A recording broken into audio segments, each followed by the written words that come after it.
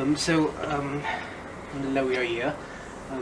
Tell us about Tuan Guru and your knowledge of Tuan Guru. Where is he from, and the journey to South Africa.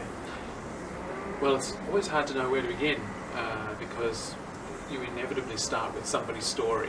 Yeah. It has to start with a place. But and of course, Tuan Guru, we know, comes from the island Tidore. Yes. In the Moluccas, so the famous spice islands of eastern Indonesia. Yeah. And Tidore is an amazing, tall, it's a volcanic peak. Mm-hmm. It's just sitting in the water off the island of Halmahera, and it's twinned with another very similar island known as Ternate. And the sultans of Ternate and Tidore long had a sort of a competitive relationship with each other for the trade of spices, for attracting visitors to their islands. Sometimes they were at war, but it's also worth noting that Tidore and Ternate, the royal houses, were very closely linked. Yeah. Now, Abdullah, as far as we can tell, first appears in the Dutch documentation that I've seen as someone who was sentenced by the castle in Batavia in 1780, together with 3 other men. One of those, I think, was actually more important. This was a man called Abdullah, who we can identify as the Qadi of the Sultan of Tidore. There are 2 other men, Nur Iman and Badruddin, and they were the secretary. The secretaris, if you like, was actually a high-ranking position. Yes.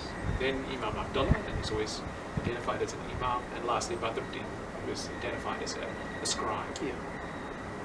It seems that the 4 of them were, like many religious figures in the court, they occupied positions that you could say are analogous to regal positions.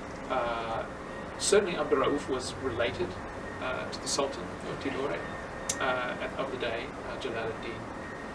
In any case, Jalaluddin got in trouble with the Dutch in 1779. He had previously attempted, I think, to respond to the overtures of the English captain visiting their waters with the suggestion that perhaps Tidore might want to conclude some sort of alliance with the English rather than the Dutch. They sent missions looking for the ship's captain in question, Captain Forrest. They didn't find him, but instead the person who was designated to take the message to the English was captured by the Dutch. This was a man called Haji Yusuf.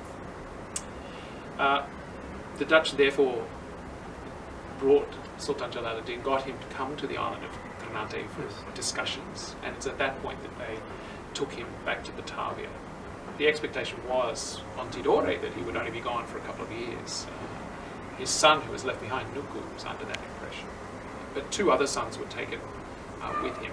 And then the royal party was separated, which is something the Dutch would often do. They would separate kings from their advisors and their religious advisors. Jalaluddin was left in Batavia, as far as I can tell. 2 sons were sent to Ceylon, because the coast parts of Ceylon were also run by the Dutch East India Company at this time. And the 4 religious figures, including Abdullah, were brought here to the Cape.